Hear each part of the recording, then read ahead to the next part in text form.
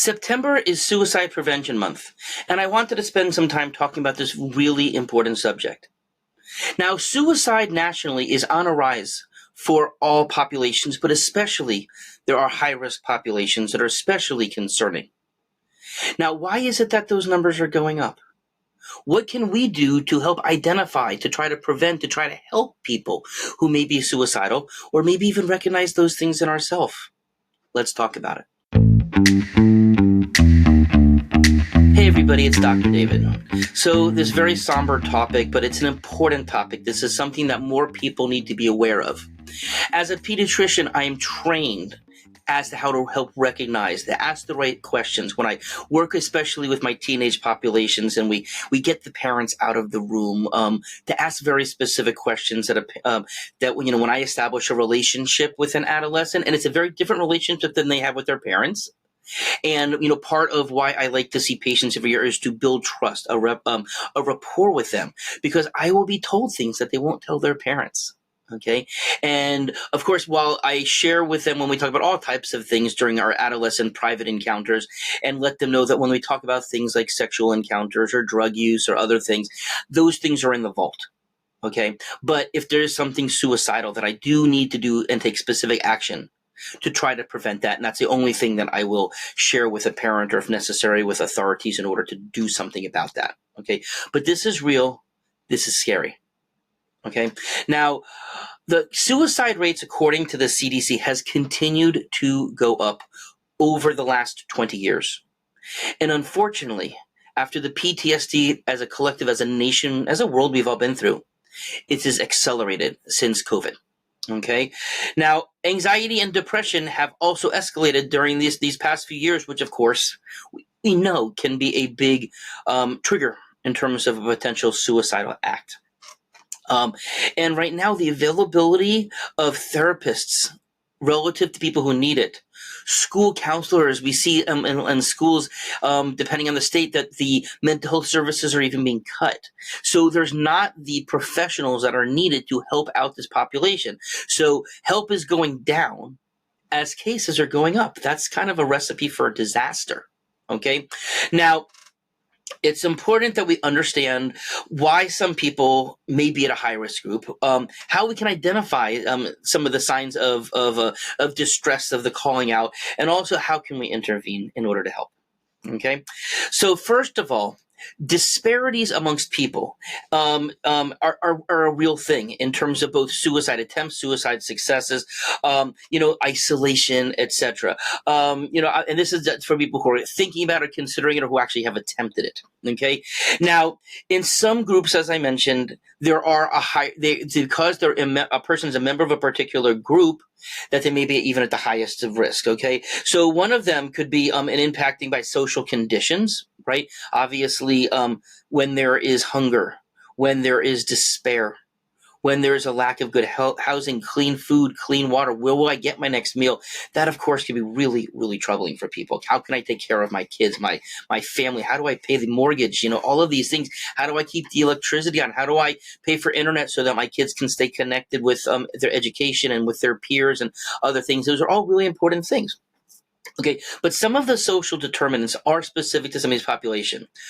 Racism and people who are discriminated. We know that there's that people who are minorities, who are but also who have been impacted themselves personally by racism. That's really difficult. Okay, again, economic hardship. Again, if they don't have affordable housing, right? If they have to live in substandard conditions, that can be really difficult. What if they don't have educational opportunities, either because they're in a poor system, their ability to get out, to move upward, in order to get a good secondary education beyond high school, that could be very difficult for somebody if they don't feel that they have a way to move up in the world. Okay, and if they have barriers to healthcare, if they're not seeing a doctor on a regular basis who can ask these questions, but also you get sick more if you don't have access to it. You present later, maybe just to an emergency room when you're sicker. Okay. And that can be really difficult for people as well. A person who finds out that they have cancer later on may feel much more despair than if somebody caught it early and maybe they were able to take actions to either remove it, prevent it from reoccurring, expanding, etc., like that. But if you find out they have stage 4 cancer versus stage 1 cancer, let's face it, a person's going to have a different mindset for that. Okay. Now, in terms of some of the statistics, now the National Institute of Mental Health that says suicide is the second leading cause of death in the United States for people aged 15 to 24. Okay. And the rates are highest among adolescents and young adults who identify as a sexual minority. Okay. And that has to do with their sexual orientation, right? So people who are gay, men who are attracted to men, females attracted to females. That's one thing, and that's different than gender identity, which is the second group, where a person feels that their identity doesn't match who the sex that they were born to. So, of course, those are not the same things, even though they seem to be getting lumped in a lot of the time together. Okay, now one of the reasons why I have been such an outspoken advocate and supporter of the LGBTQ plus community and just stand so strongly against the onslaught is because policies and legislation are actively out there attacking them, denying them the right to have medical care, where we know that medical care can be the difference between their depression and suicide or not. Laws are causing people to kill themselves. That's a tragedy. But yet it happens.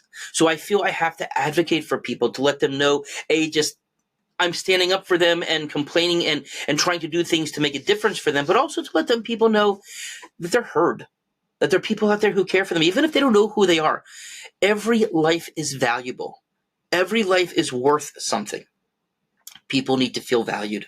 That goes a long way compared to when you feel desperate. Okay. Now, in terms of signs to look for, okay, if a person is not just, it's one thing for a person like, I don't want to live anymore. But when a person's really talking about it on a regular basis, or specifically, I want to end my life, but even more so than that, are they looking for a way? Are they buying a gun? Are they searching for topics online? Do they have a specific plan? Yeah, you ask a kid, do you have a plan? No, it's not something I'm really, I think about it, but it's not versus I know where the knives are. I know where my parent keeps the gun. When a person has a specific plan, they are much more likely to proceed with an action than if they don't. Okay? But also talking about feelings of hopelessness, as we were talking about before. If they feel like they have no reason to live, they may decide that they don't want to or need to. If they feel trapped, if they have unbearable pain that is not treated, again, maybe due to lack of access of healthcare or just because no doctor has been able to figure it out yet.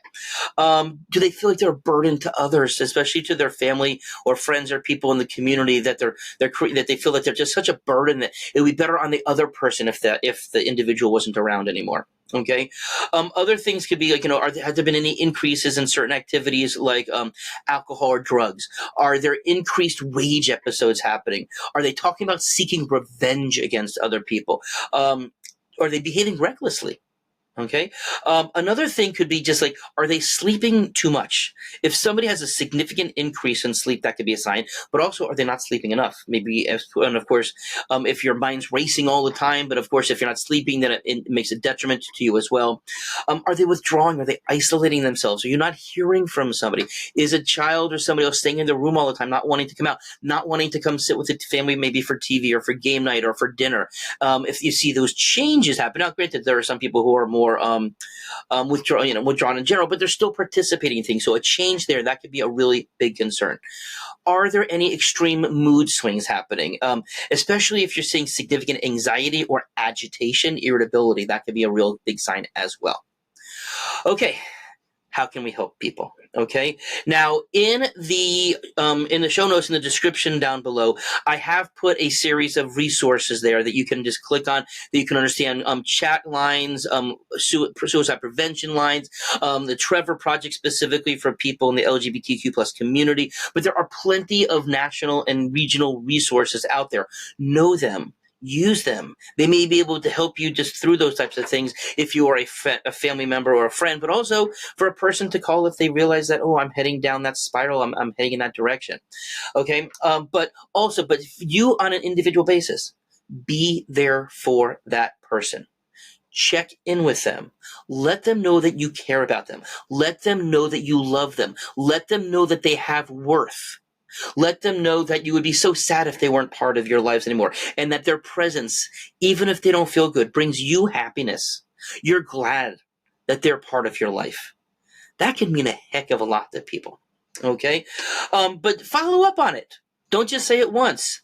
Keep track of that person. Send little texts, little messages, send little emojis, send little memes that maybe just lighten somebody up. But continue to check in. It can't just be a one-time thing. Okay?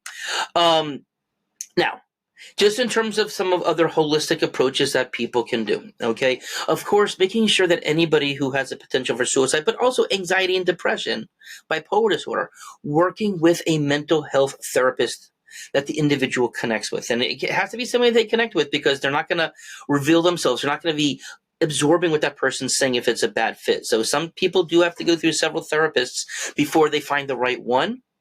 But that is a really important thing, okay? Learning and practicing mindfulness techniques. How can we frame our mind when we go to a darker place? How can we move ourselves to the light? What can we visualize? How can we breathe through it? Okay? Can we listen to music that's relaxing or our favorite song? There are actions that a person can take, okay?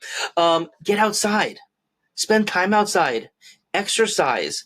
Try and do fun things. Go swimming. One of the best things you can do.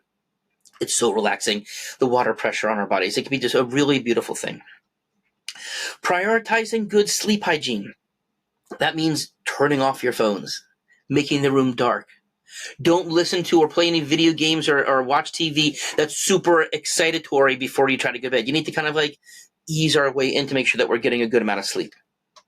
Okay, optimizing our gut microbiome. I've talked about this so many times. How are the good guys there? Are there any bad guys there? We know that the microbiome, the gut-brain connection, is a really important thing. Okay, optimizing vitamin D levels and thyroid levels in particular. Those are two things that can have a critical impact on a person who is depressed or anxious or irritable or suicidal. Spending time with loved ones, okay, around people that make you feel good. But that also means maybe avoiding people who are toxic. You know, that's true too. You know, if you're with somebody who just brings you down every single time, maybe, and a self-preservation, it's okay to say, I need to pull back from that particular individual. It doesn't mean pull back from everybody. But if there's somebody who makes you upset every single time, if there's somebody who makes you anxious, just the anxiety of going to meet that person can be problematic. Sometimes you need to cut loose on some of those types of things. And it's sad if it's a family member, but self-preservation is really, really important. Okay, working with a knowledgeable provider who can understand how to properly use cannabinoids, vitamins, minerals, amino acids, fatty acids, etc., can really make a difference as well. So hopefully you learned a thing or two. Hopefully somebody out there may hear this and maybe can help somebody themselves or somebody else out. That because obviously a suicide is just a horrible thing for anybody who has to survive it when somebody else undergoes it, let alone the taking of a precious life. So hopefully you learned a thing or two. Hopefully you never have to utilize these things, but you have the tools now. Study up on these things, learn those resources, and have a nice day.